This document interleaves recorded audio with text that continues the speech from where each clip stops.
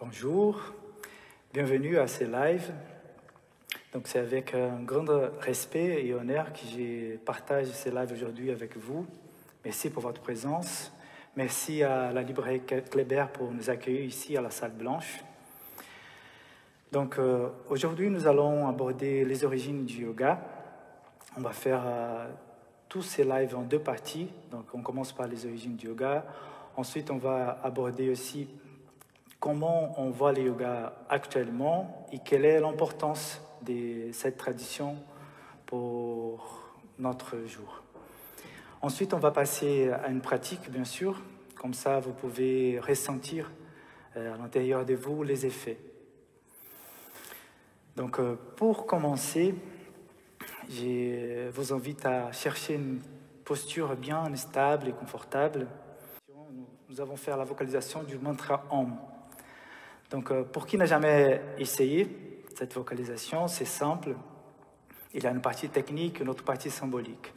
Donc, dans la partie technique, pour le mantra Om, c'est juste le O allongé. On fait O.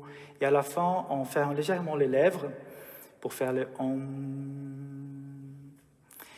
Donc, pour la partie symbolique, nous avons dans le Om une forme de signification qui représente le son de la création, le son de toute l'existence.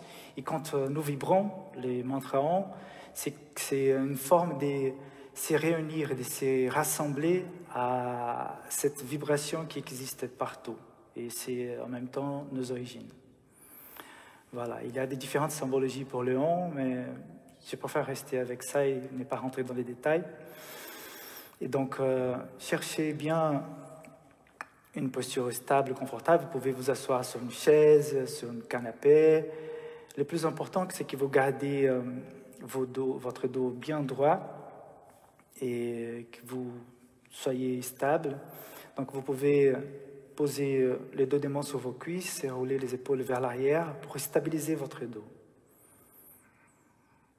Dans la vocalisation du mantra, nous attribuons des intentions. Donc les intentions, c'est l'âme de nos actions. Donc pour les premiers mantras, nous allons dédier à notre corps, qui est l'instrument de notre conscience. Pour les deuxièmes mantras, nous allons les dédier à la mémoire des sages, à tous les profs et élèves qui gardent la flamme de cette tradition allumée, à nos ancêtres et à chaque personne ou être qui a contribué pour qu'on puisse être là et maintenant. Et pour les troisièmes mantras, nous allons les dédier à la force vitale, appelée aussi prana, à l'intelligence qui régit cette force et à la conscience, celle qui demeure en nous et qui est derrière toute l'existence, dans une forme d'unité.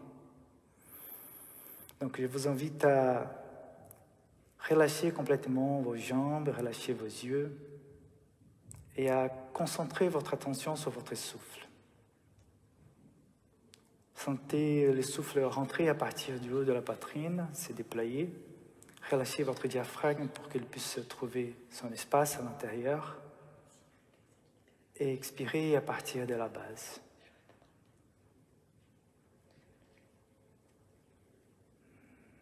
Et après la prochaine inspiration, joignez les deux mains devant la poitrine.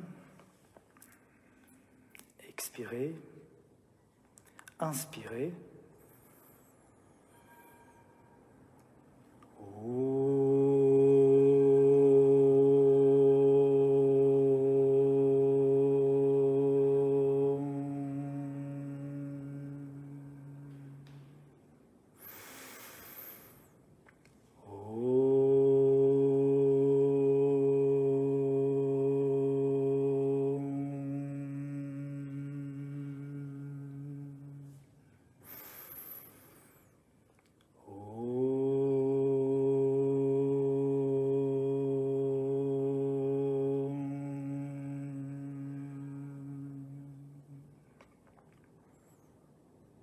Inspirez et tout doucement, en expirant, passez vos mains sur vos cuisses et légèrement ouvrez vos yeux.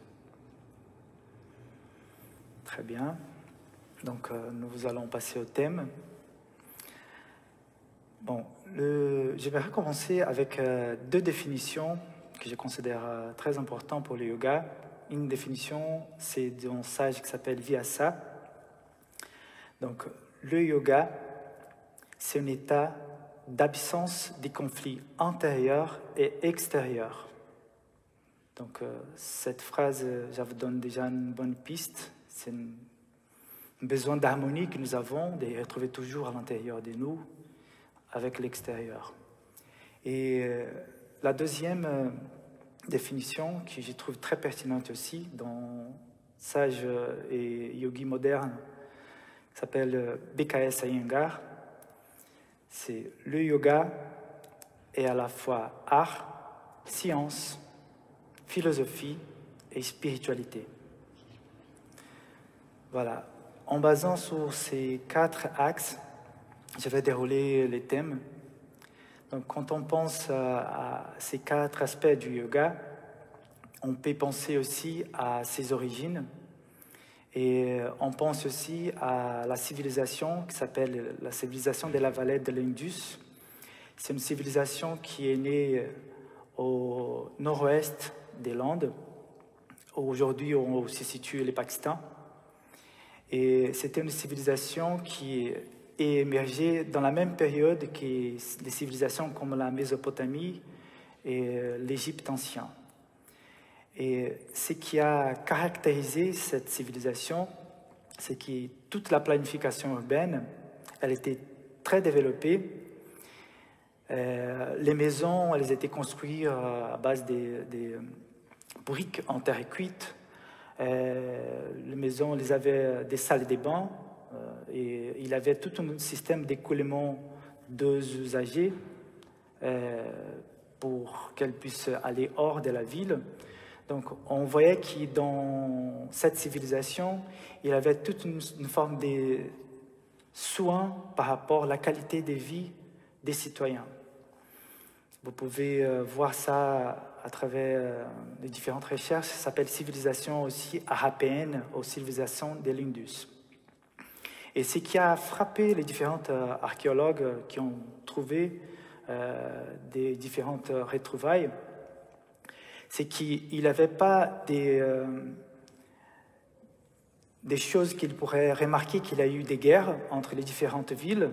Ça différencie la Mésopotamie et aussi l'Égypte. Donc c'était une civilisation pacifique. Et dans les registres qu'on trouve qui s'appellent les Védas, donc les Védas c'est les plus anciens registres de la philosophie, des arts, de la culture indienne et de son spiritualité. Dans ces registres, on retrouve ces mêmes aspects. Donc ça veut dire que le Veda est émergé à partir de cette société. Ces références, vous pouvez les trouver à travers un écrivain qui s'appelle George Feuerstein, c'est en allemand. Et il a fait un excellent travail de recherche pour pouvoir éclairer l'histoire du yoga. Et donc, à partir de cette civilisation et des Védas, qui correspond à un registre des poèmes, des textes qui notamment révérençaient tous ces aspects de l'art, de la science, de la philosophie, de la spiritualité de ces peuples. Et cette forme des textes, ils ont été tout d'abord transmis à travers l'oralité. Donc c'était des textes qui étaient en forme de poèmes échantés. Et d'ailleurs, l'UNESCO l'a reconnu comme un patrimoine mondial de l'humanité en 2003. Et ce qui est remarquable dans cette ancienneté des Védas, c'est que pour pouvoir vocaliser ces textes, soit très puissante, et la maîtrise du souffle aussi. D'ailleurs, c'est à partir de là que, par exemple, les techniques du souffle appelées pranayama dans le yoga est née. Et nous voyons que cette maîtrise de soi, cette maîtrise du corps, maîtrise du mental, maîtrise de l'énergie vitale, a permis de développer toute une science qui, à travers l'expérience, a se développé en forme de ce qu'on appelle aujourd'hui le yoga. Et donc, à travers les temps, ça a été évolué. Et à peu près au 1500 avant Jésus-Christ, ces textes ont été écrits sous forme des registres par un sage qui s'appelle Vyasa. Et à partir de là, cette culture a pu permanêtre de façon matérialisée. Et aujourd'hui, elle continue de façon orale, comme toujours. Et le yoga a pris une différente bifurcation. Donc, il y a eu une forme de yoga qui s'est plutôt dévouée au mantra, à la vocalisation, au chant. Et il y a eu des différentes yogas qui ont plus dévoué à une forme de dévotion, des révérences aux différentes divinités qui existent dans la culture indienne. Il y a eu des formes de yoga qui étaient plutôt vers la cible de la connaissance, aussi dans la cible du contrôle et de la maîtrise de son énergie vitale, de sa sensorialité. Et à partir de là, les différentes sortes de yoga et des écoles ont surgi. Et à peu près au IVe siècle avant Jésus-Christ, un sage qui a vraiment remarqué l'histoire du yoga s'appelle Patanjali. Donc, il a écrit un texte qui s'appelle Yoga Sutra. Donc, ces textes, il a vraiment marqué l'histoire parce qu'il a pu mettre à travers des sutras, c'est comme des poèmes aussi, une telle précision et en même temps un tel raffinement qu'il a pu rassembler toutes les différentes sortes de yoga et les écoles qui étaient autour. Et grâce à ça, le yoga a devenu un système philosophique parmi les 5 autres différents systèmes. Et donc, à partir de là, l'Inde, c'était un pays qui a reçu plusieurs invasions dans son histoire. Et ces invasions, bien sûr, ont modifié d'une certaine manière une partie de sa culture. Mais en même temps, les sages, ils ont pu préserver la culture des Védas et du yoga grâce à la transmission des maîtres à disciples. Et dans notre âge un peu plus moderne, donc des différents maîtres, ils ont commencé à ramener ces savoirs qui est comme un trésor culturel vers l'Occident. Donc ce qui a marqué la culture de l'Occident, les premiers maîtres qu'on peut retrouver s'appelle Vivekananda. Donc à l'année de 1793, c'était un événement très important mondial qui s'appelait le Parlement mondial des religions. Et Vivekananda, il a participé, et à travers son discours, donc il a pu montrer au monde toute la richesse de la culture ancestrale de l'Inde. Et à travers cette forme des discours qui a réuni les différents points de vue religieux et qui étaient dans ces parlements, la culture indienne, elle a pu prendre une forme de respect et des considérations par rapport aux différentes formes de spiritualité. Et donc ensuite, l'Empire britannique, bien sûr, il a de plus en plus, d'une certaine manière, écrasé la culture indienne. Et au début des années 60, donc il y a eu des maîtres comme Krishnamacharya, qui s'est reconnu aujourd'hui comme les pères du yoga moderne, et d'autres maîtres comme Shivananda et aussi Aurobindo. Donc ils ont pu transmettre la science et la philosophie et l'art du yoga à l'Occident. Donc Krishnamacharya, bien sûr, il a formé des maîtres importants comme BKS Iyengar, Patabi Joyce, qui a créé par exemple l'Ashtanga Yoga, l'Ashtanga Vinyasa. On a eu Indra Devi, on a eu de différents maîtres et pendant cette forme de transmission vers l'Occident, le yoga a pu être reconnu comme une science qui tout le monde peut le faire. Et donc, grâce à ça, aujourd'hui, nous pouvons pratiquer le yoga couramment dans une bonne partie des villes en tout le monde. Et c'est quelque chose qui a pu être, d'une certaine manière, ressuscité de la culture indienne et qui a été préservé plutôt par les sages. Et ce que nous constatons aujourd'hui, c'est que nous voyons peut-être le yoga comme une forme d'activité physique, des relaxations ou peut-être de la méditation.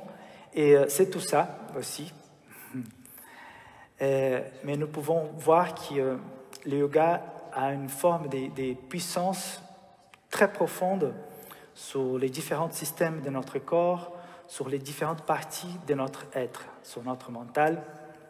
Et ce qui envisage aujourd'hui, c'est que nous avons, par exemple, une forme de pandémie, une forme de... C'est comme si c'était une guerre, hein? Et notre ennemi, c'est un virus. Et donc, nous pouvons voir que le yoga, c'est plus qu'une pratique physique, c'est surtout un style de vie qui peut donner une réponse à ces moments actuels. Donc, la réponse que le yoga propose, c'est faire en sorte que nous pouvons nous baser notre vie et notre santé en 4 piliers. Donc, ces 4 piliers, c'est notamment le renforcement. Donc, c'est le renforcement de nos émotions, le renforcement de notre discernement, le renforcement de notre corps, de notre énergie vitale. La purification, ça veut dire la purification aussi de notre mental, de notre corps. La purification de comment on va diriger notre regard, nos sens vers l'extérieur afin de recevoir une information, une énergie plus pure. Ensuite, nous avons la nutrition qui prend une place essentielle dans notre vie. Donc, la nutrition correspond pas seulement à ce qu'on mange, que bien sûr, on doit choisir des aliments qui sont sains. Et d'ailleurs, le samedi prochain, nous aurons un film au Ciné Prana qui parle sur ces sujets. Donc, la nutrition, elle trouve une place centrale. Et aujourd'hui, nous pouvons constater qu'une bonne partie des maladies qui tuent les êtres humains sont des maladies à cause de l'excès de nourriture.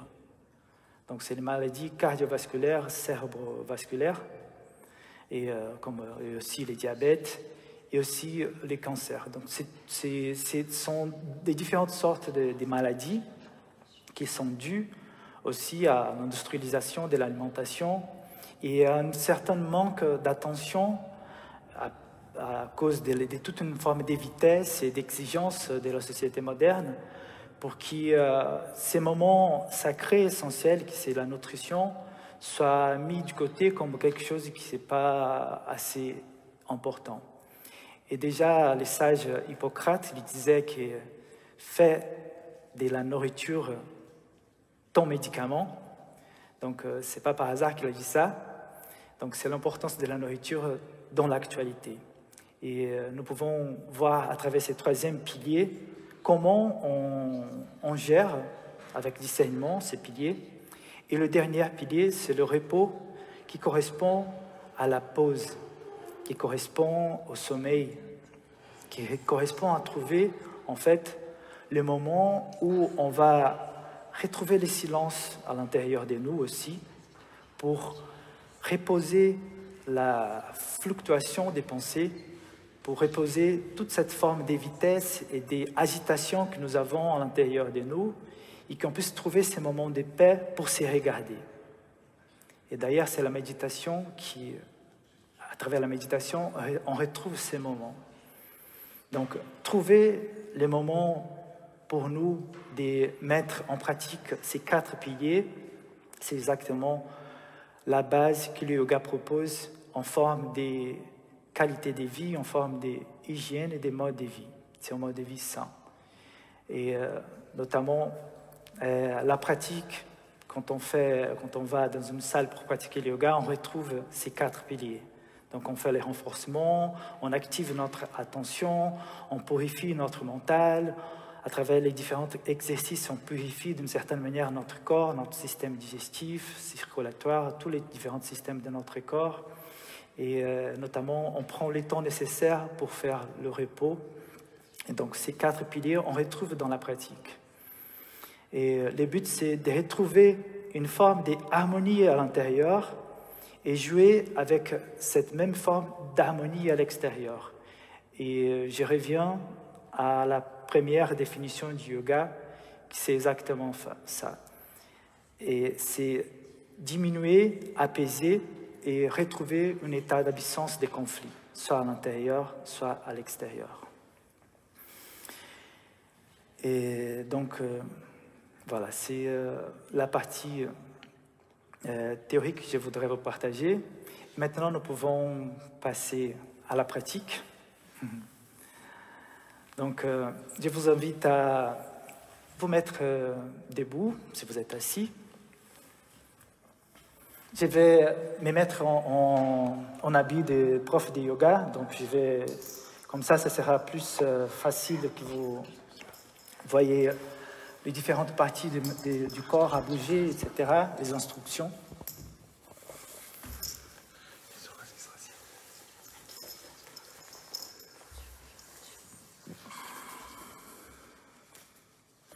Dans la pratique du yoga, nous utilisons des différents accessoires. Nous utilisons des chaises, des blocs, nous utilisons tout. Et nous n'avons pas besoin aussi de l'utiliser, mais on peut s'en servir dès que ça nous permet de faire des postures de différentes manières et qui nous facilite. Donc, le yoga, c'est pour tous les âges. Donc, dès que vous respirez, vous pouvez les pratiquer. Bien sûr, c'est important de respecter vos capacités physiques, parce que ce n'est pas du cirque, c'est une recherche à partir de l'intérieur pour créer de l'espace. Et à partir de cet espace créé, on va les remplir d'énergie vitale. C'est pour ça que nous avons bien sûr les étirements dans la pratique. Donc, nous avons commencé avec une pratique, une posture simple, ça s'appelle Tadasana. Tadasana, c'est la posture de la montagne. Donc, nous retrouvons à l'intérieur de nous la force et la stabilité de la montagne. Donc, une fois que vous êtes debout, ouvrez l'espace de votre cage thoracique et respirez. Relâchez votre diaphragme et respirez, ressentez le souffle remplir. Étirez vos bras jusqu'à la pointe des doigts et ramenez le poids sur les talons. Ressentez votre souffle et ressentez une forme d'ancrage à partir de la centralisation de votre poids sur votre talon. Et en étirant vos bras jusqu'à la pointe des doigts, reconnectez vos doigts avec tout le long de vos bras, avec vos épaules. Roulez légèrement vos épaules vers l'arrière, vers le bas. Ça vous permet d'ouvrir votre cage thoracique et relâchez votre diaphragme pour ressentir votre souffle. En Tadasana, on recherche l'ancrage, la stabilité vers la terre. Et en même temps, dirigez le sommet de la tête vers le haut pour vous relier au ciel. Nous cherchons à partir de notre centre, ciel et terre. Et à la prochaine inspiration, étirez vos bras vers l'avant, croisez les mains. Inspirez, étirez vos mains vers le haut. Soyez toujours présent à votre souffle. Grande inspiration et en expirant, placez les deux des mains sur votre occipital, derrière votre tête, la paume de vos mains. Roulez les épaules légèrement vers l'arrière. Grande inspiration et en expirant, basculez vers votre côté gauche. Et en inspirant, revenez. Synchronisez votre souffle et en expirant, basculez vers votre côté droit. Et en inspirant, revenez. Étirez les paumes des mains de nouveau vers le haut. Et en expirant, revenez à l'avant. Changez les croisements de vos doigts. Étirez bien vos bras vers l'avant. Grande inspiration. Et maintenant, placez de nouveau les mains derrière votre occipital. Descendez vos épaules. Grande inspiration. En expirant, tournez vers votre côté gauche.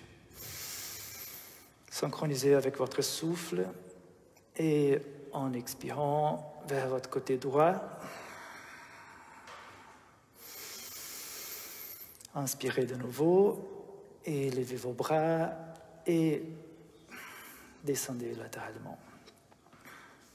Donc, croisez vos mains ici, derrière. Écartez vos coudes.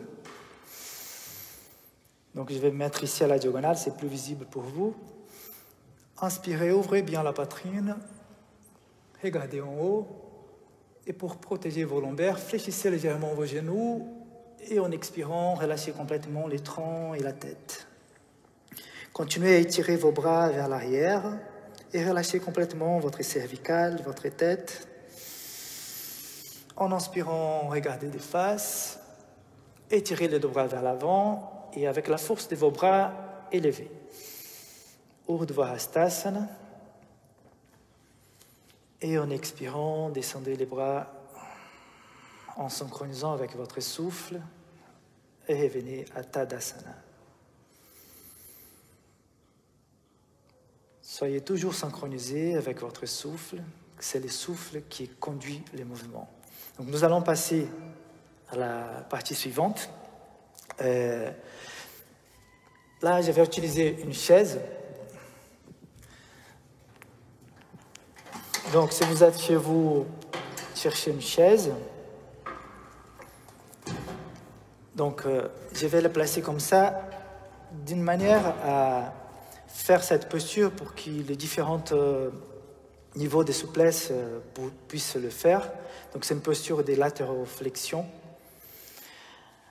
Donc, vous pouvez bien écarter vos pieds, placer les mains sur vos hanches et pressez les bords extérieurs de vos pieds en gardant ces bords extérieurs en parallèle. Donc, ramenez vos hanches en ligne avec vos talons. Faites une grande inspiration et roulez les épaules vers l'arrière, vers le bas. Et ressentez le souffle prendre sa place. Rentrez, relâchez le diaphragme. Inspirez à la prochaine expiration. Placez tout d'abord les pieds droits latéralement et tournez la jambe droite complètement vers l'extérieur. Les pieds gauches encore plus vers l'intérieur. Et en pressant les bords extérieurs de ces talons gauche, tournez cette cuisse et le ligament extérieur du genou pour que les hanches soient de face. Inspirez, en expirant, étirez complètement vos bras et descendez vos épaules. Absorbez vos cuisses. Ramenez le coccyx légèrement vers l'avant. Grande inspiration. Et en expirant, cherchez loin, loin, loin. Et pour ceux qui ont un peu moins de souplesse, vous pouvez garder vos mains ici. Vous inspirez, vous regardez les pouces. Et en expirant, vous regardez l'autre main. Pour ceux qui ont plus de facilité, donc, inspirez en expirant, descendez encore. Placez votre pointe de doigt sur l'assise de la chaise. Inspirez, regardez les pouces. Et en expirant, regardez en bas. Les autres qui sont là, continuez à inspirer et tourner. Et pour ceux qui sont encore plus souples, bon, vous pouvez placer la main ici sur votre cheville. Et en gardant la pression sur les bords extérieurs du pied gauche, tout le monde, dans n'importe quel niveau, essayez de tourner toute la partie supérieure vers l'arrière et la partie inférieure vers l'avant, en synchronisant avec votre souffle. Inspirez et en expirant, tournez, regardez en haut, regardez en bas et revenez comme une échelle.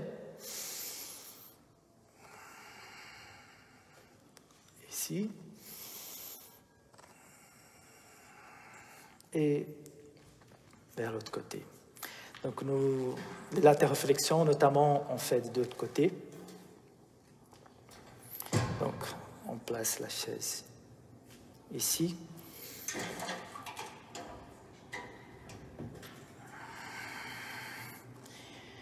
Et voilà, nous passons au Trikonasana côté gauche. Donc, les consignes de base, on ramène bien, comme les consignes de Tadasana, les poids sur les talons. On absorbe les jambes pour qu'elles puissent être bien stables. Et à partir de là, on roule les épaules vers l'arrière, vers le bas pour stabiliser notre dos. Ramène le coccyx légèrement vers l'avant. Inspirez et en expirant, placez tout d'abord les pieds gauches vers l'extérieur, les pieds droits légèrement vers l'intérieur et on presse bien sur les bords extérieurs de notre talon droit pour tourner cette jambe droite vers l'extérieur et absorber vos cuisses. Donc ramenez le coccyx légèrement vers l'avant pour trouver de l'espace dans votre zone lombaire. Grande inspiration et en expirant, cherchez loin, placez la main sur le haut de l'assiette de la chaise. Inspirez, regardez en haut, en expirant, regardez en bas. Ceux qui ont plus de facilité, placez votre main ici. Inspirez, regardez en bas, en expirant, regardez en haut. Et après, pour ceux qui peuvent, inspirez en expirant et revenez comme une échelle. Inspirez, regardez en haut et en expirant en bas. Revenez ici.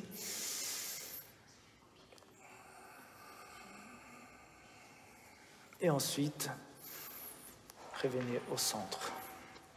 Donc nous allons passer à la posture suivante.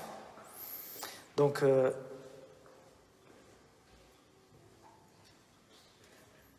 je mets ici. C'est une posture celle qui s'appelle la posture du guerrier au Virabhadrasana. Et on va utiliser la chaise. Donc, c'est une posture d'équilibre. Donc, vous voyez bien où vous êtes pour garder votre équilibre.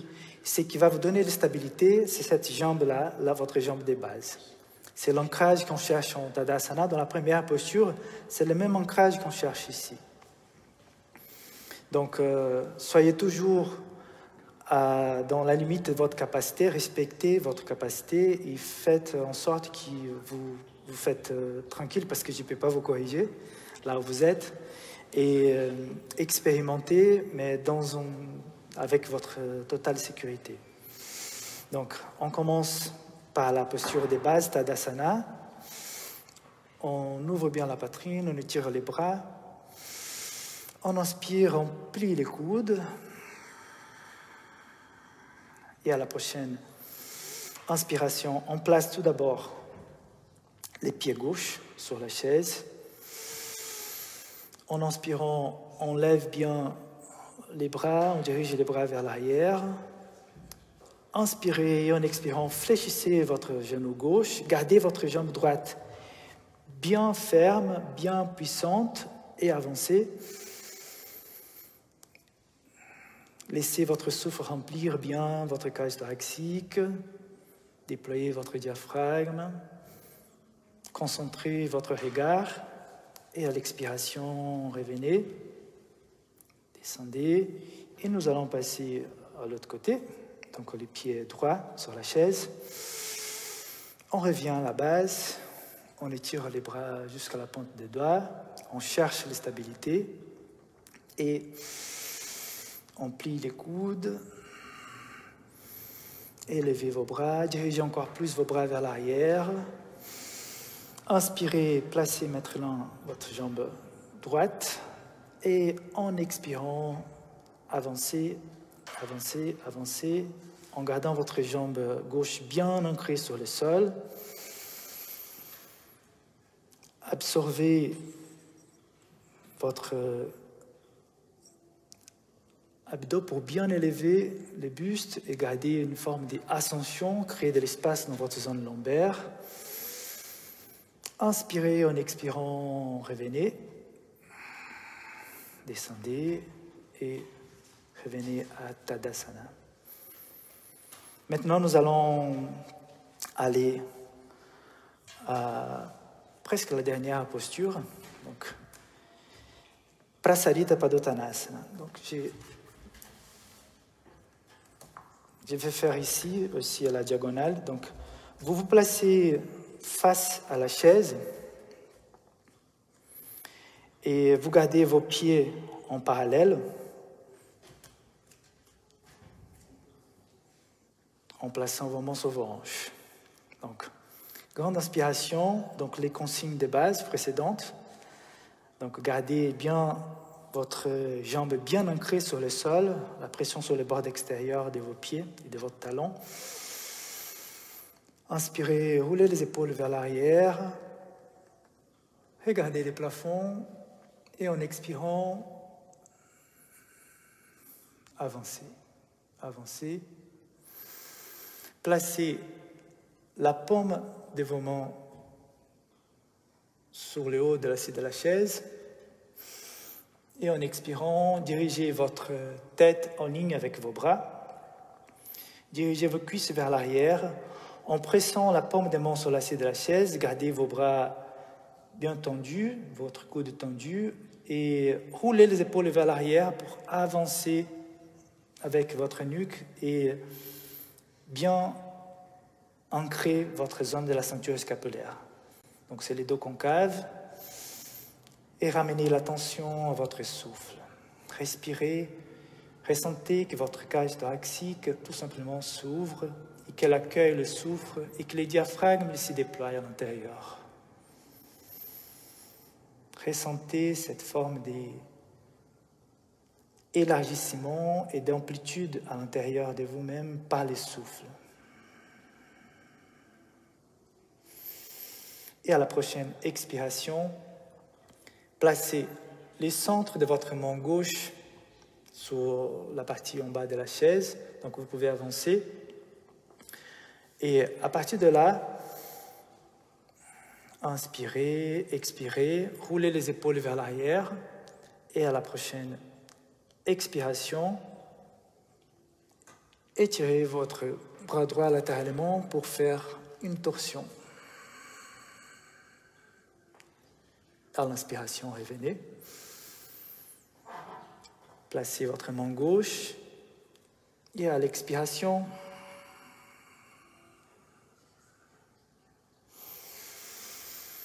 inspirez, revenez ici.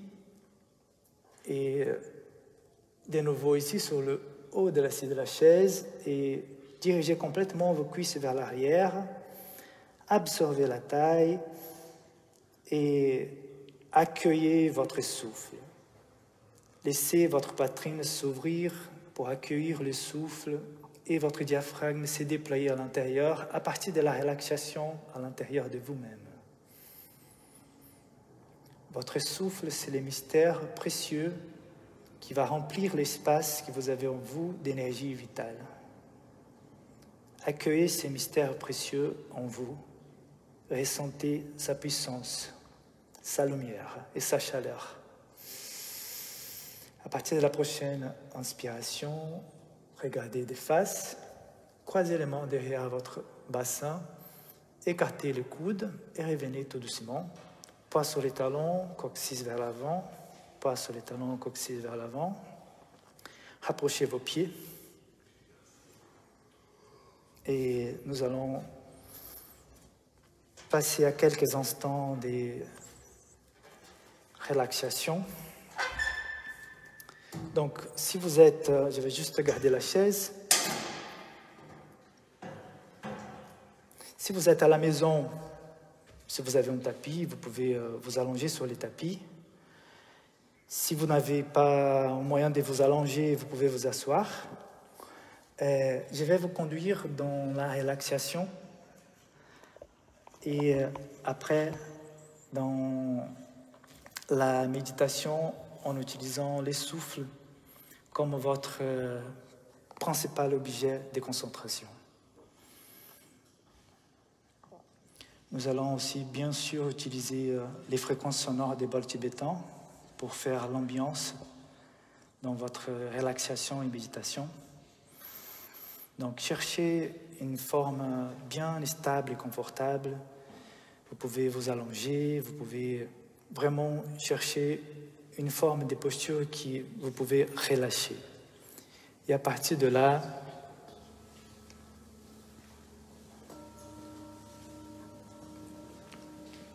accueillez tout simplement ces fréquences sonores.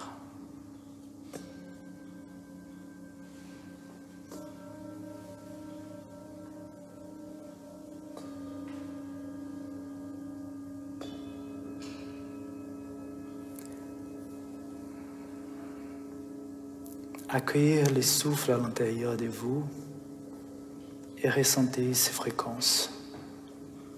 Déployez votre énergie vitale.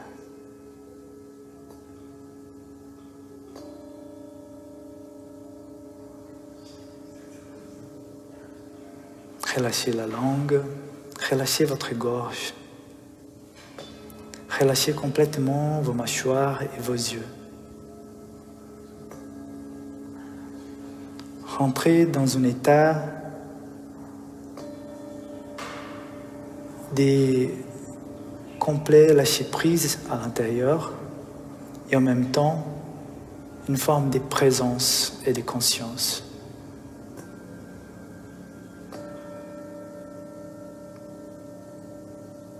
Cette relaxation consciente, vous pouvez l'utiliser dans des moments où vous avez des tensions pour tout simplement vous décharger.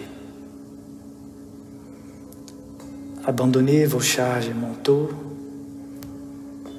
vos charges physiques, émotionnelles et énergétiques. Laissez tous ces charges aller vers la terre pour purifier votre corps et votre mental.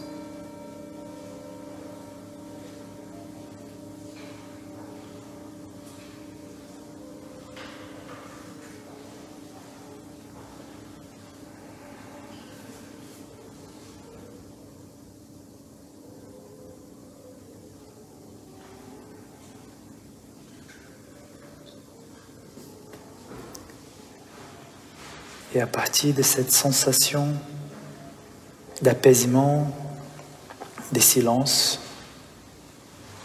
je vous invite à revenir tout doucement en ressentant chaque partie de votre corps qui touche soit le sol, soit la chaise où vous êtes, en ressentant le goût dans votre bouche, la température de la pièce où vous êtes, la lumière qui traverse vos paupières ou vos yeux. Réveillez vos sens en douceur. Et juste avant de vous lever, de chercher une posture droite, je vous invite à trouver à l'intérieur de vous une vertu en mots de force intérieure. Ces mots de force intérieure, c'est comme une forme de lumière qui donne la clarté pour vos objectifs et vos finalités et qui vous donne aussi la sensibilité de percevoir les beaux, de percevoir la beauté qui les choses simples peuvent vous montrer. Et je vous invite à vous asseoir dans une posture stable, confortable. Nous allons faire la vocalisation du mantra final.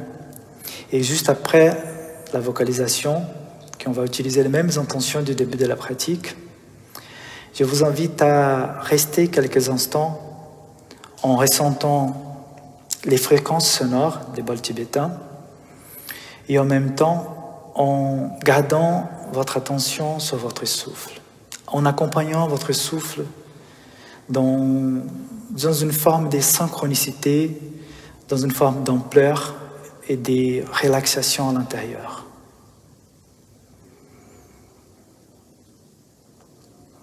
Inspirez, expirez, roulez les épaules vers l'arrière, vers le bas, stabilisez votre dos. Et à la prochaine inspiration, joignez vos deux mains devant la poitrine pour la vocalisation. Inspirez.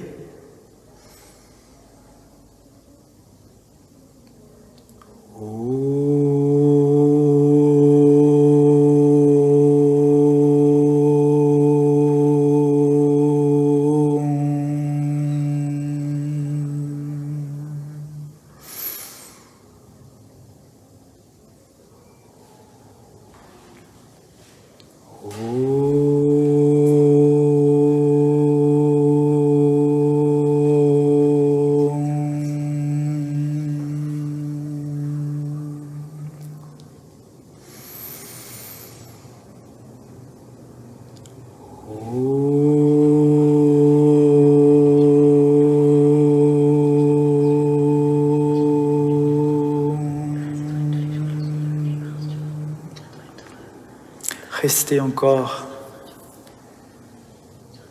vous pouvez rester encore avec vos yeux fermés et à ressentir les fréquences.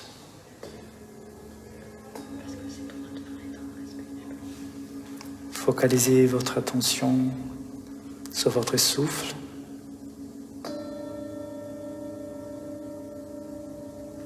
Et accompagnez les résonances.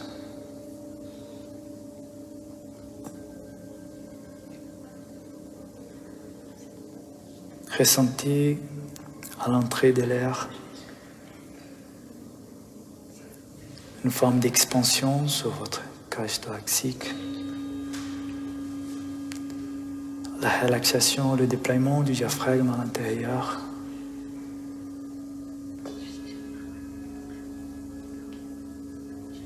Et à l'expiration, son retour, lent, graduel et profond.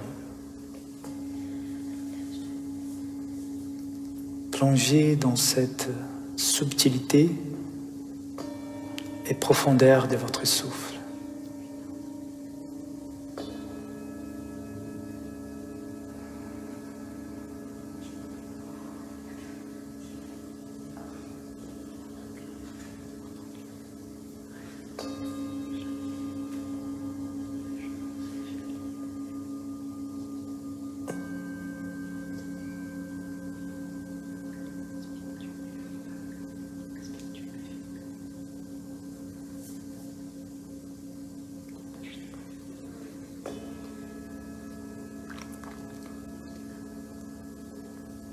Accompagnez, suivez votre souffle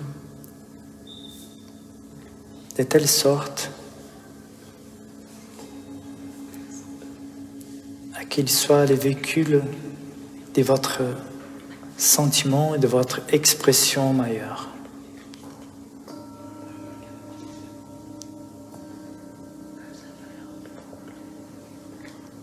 Gardez ces temps précieux pour vous. Et tout simplement, suivez et accompagnez votre souffle.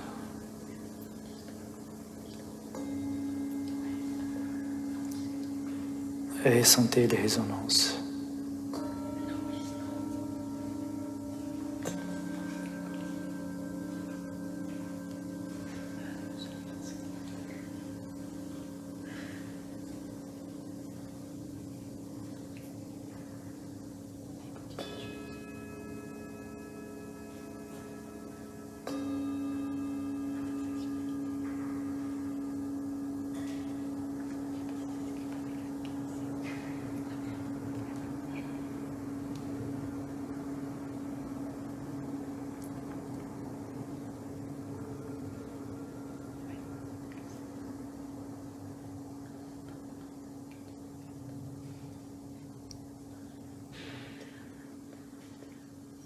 Et à partir de la prochaine inspiration, je vous invite à rejoindre vos mains devant la poitrine. Inspirez et en expirant, dirigez votre tête vers le centre de votre cœur, comme un geste de remerciement à vous-même pour ces précieux moments de votre journée ou du moment que vous avez vu cette vidéo.